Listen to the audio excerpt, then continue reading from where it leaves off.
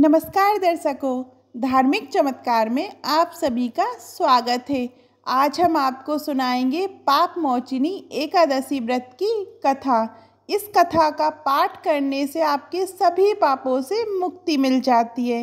हर माह में 2 बार एकादशी पड़ती है, एक कृष्ण पक्ष में और एक शुक्ल पक्ष में।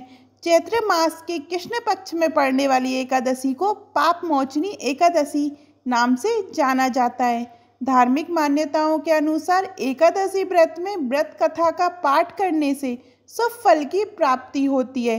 पाप मोचिनी एकादशी व्रत में व्रत कथा का पाठ अवश्य करें। इस व्रत कथा का पाठ करने से पापों से मुक्ति मिल जाती है। आइए सुनते हैं पाप मोचिनी एकादशी व्रत की कथा। शास्त्रों में वर्णित है कि भगवान कृष्ण ने स्वयं पांडु पुत्र अर्जुन को पाप मोचिनी एकादशी व्रत का महत्व बताया था। कहा जाता है राजा मांधाता ने लोमस ऋषि से जब पूछा कि अनजाने में हुए पापों से मुक्ति कैसे हासिल की जाती है, तब लोमस ऋषि ने पाप मोचिनी एकादशी व्रत का जिक्र करते हुए राजा को एक पौराणिक कथा सुनाई थी। कथा के अनुसार एक बार च्यवन ऋषि के पुत्र मेधावी वन में तपस्या कर रहे थे।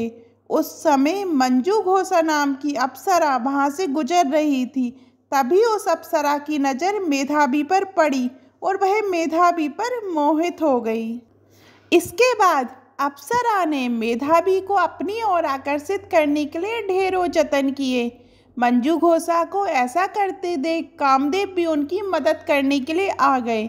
इसके बाद मेधावी मंजू घोषा की ओर आकर्षित हो गए और वह भगवान शिव की तपस्या करना ही भूल गए।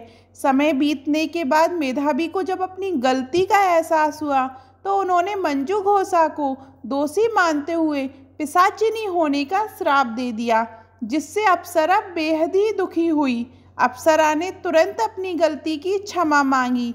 अप्सरा की क्षमा याचना सुनकर मेधावी ने मंजू घोषा को चैत्र मास की पाप मोचिनी एकादशी व्रत के बारे में बताया। मंजू घोषा ने मेधावी के कहे अनुसार विधि पूर्वक पाप मोचिनी एकादशी का व्रत किया।